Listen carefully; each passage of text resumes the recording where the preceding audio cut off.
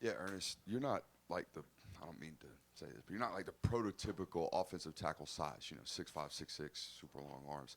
How do you overcome maybe a guard's body type and play at such an elite level at the tackle spot? Well, I definitely say it's been something I've been told since I first started playing football when I was younger. If you can't block nobody unless you can stay in front of them. So if you can stay in front of somebody, you always get a chance of blocking them. So I really take pride in being good in my technique because I know like a false step or something could be different to somebody else. So I just make sure I got to be on top of my technique just to make up for the length. Ernest, coming out of the Trinity League and playing at Bosco, you guys are noted to play some of the most elite high school football in the country, and yet there's still a transition. What are the things that you can't possibly be ready for in college, even playing at a school like Bosco and in a league like that? Well, I could just say seeing guys like Jalen Carter in the locker room, stuff like that. It's not too many of those anywhere. So that'll just be the biggest transition for me was just coming over because I'll say we played like high-level football in the Trinity League with as far as schematically and everything. So I'll just say the biggest transition was just bigger, faster, stronger people on the field. Ernest, when you look to this spring after having a year as a starter, just how different does it feel? How much of a motivation or a boost, a confidence boost, is it to have started last year and now going through the spring? Uh, I honestly feel it doesn't really have that much of a confidence boost just because it's just going back to work every day. So I would just say it would just be the same as it always was, just going attacking and one day at a time, one period at a time, one rep at a time, and just consistently trying to grow yourself as a person. Because if you get caught up in that stuff, that's when you get complacent and lost and all the other stuff. Yeah, recovering from back surgery seems deeply unfun. How just much more comfortable are you feeling now compared to this time last year, and how is being healthy maybe helping you continue to grow your game? Well, I always had confidence in it. I always knew that the surgery and all my rehab and everything went well. But like you said, like just last spring, this time being the first time on the field since I could say it's on your head a little bit, but you got to go out there and do it. But going into this year, feeling a lot better, it's just it's easier on the mental standpoint, most definitely. Yeah, Kirby said you had to improve your stamina, your work ethic and practice, all that stuff as you came back from that injury. Just what were the hardest parts of that and getting adjusted to what it takes to practice at an elite level and play at an elite level? Well, I always said it takes football to get in football shape. You can do all the conditioning you want to, but it's mental and physical. It takes football to get in football shape. So you can take as many walkthrough reps as you want to, as much film as you need to be in, studying, but as long as it take reps on the field, live reps, to get comfortable with live reps. Ernest, I know I'm kind of going back in the memory banks, but your journey is interesting to me. There was a time when Ohio State was your leader.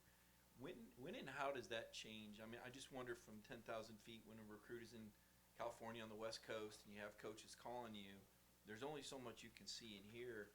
How does one go from thinking Ohio State might be the team to Georgia's the team, at least in your process?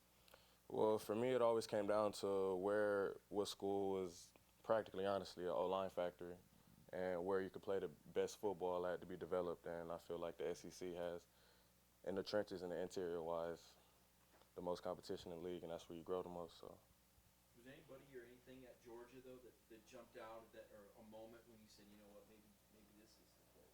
Oh, definitely. My sophomore year of high school, Coach Eddie Gordon and Coach Luke reached out to me, and they offered me a scholarship. I remember that was the following year that they had the 2019 year with Andrew Thomas, Isaiah Wilson, Solomon McKinley, all those guys. So that was honestly just eye-opening experience. Like if I want to take this serious, like this is where I have to go.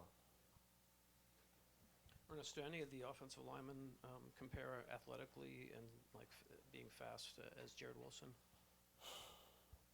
Honestly, no. Jared, that's something I don't think I've ever seen, honestly, just to being a guy his size, being able to move. And it's not only just a straight line speed. I feel like it's the ability to be able to bend and move laterally. And as strong as he still is, I think Jared Wilson's a treat. He's one of the guys' treats for sure. Ernest, what have you seen from Monroe going through spring and just the progress he's made since his freshman year? Monroe's definitely made a big jump.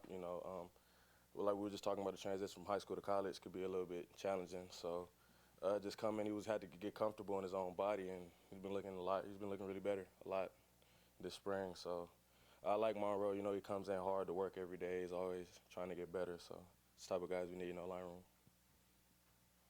Yeah, I know he's a freshman here, still learning things, but what have you seen out of Joseph Jonah-Ajonye so far, and what has maybe allowed him to stand out in any way? Honestly, biggest thing is want to and work ethic. You know, that guy's always getting after it, giving everything 110 miles, going 110 miles per hour, 110%.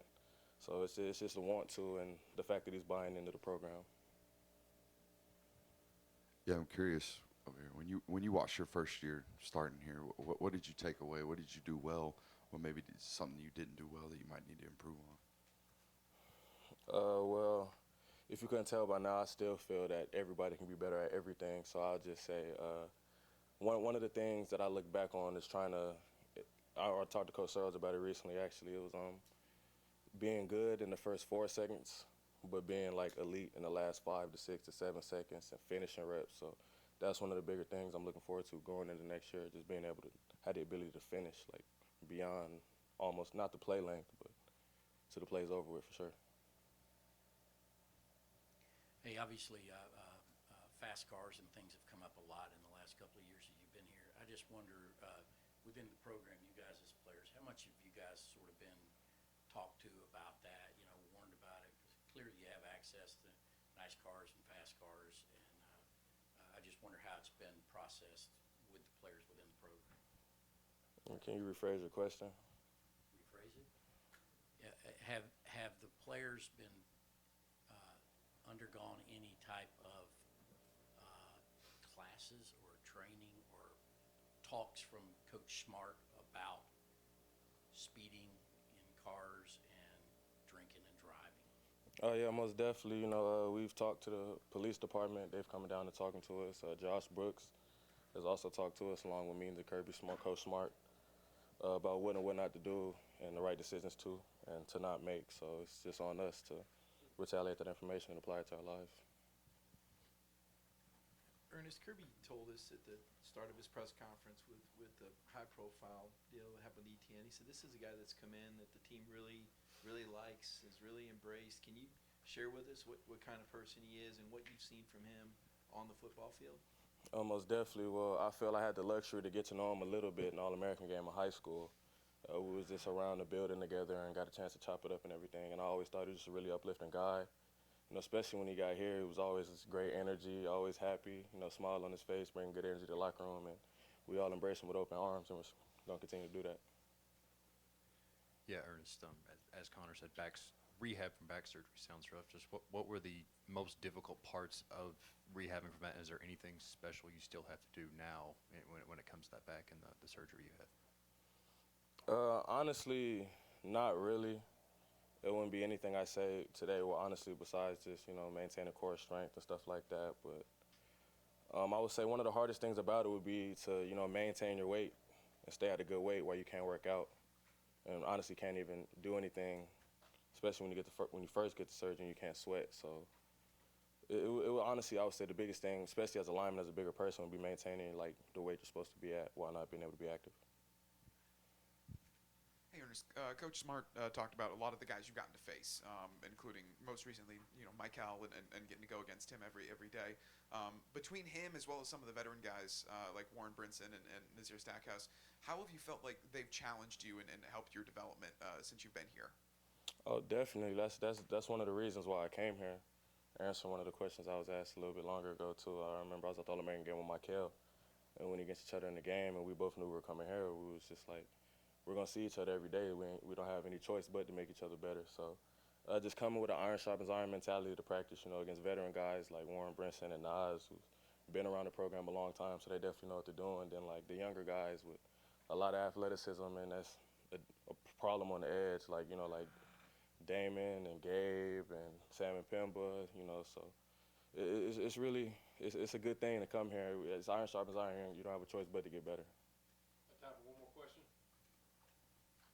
Did you ever have a moment where you doubted you could do it? And then did you ever have a moment of clarity where you're like, look, I can be a red shirt freshman at, you know, one of the toughest positions in football? Starter.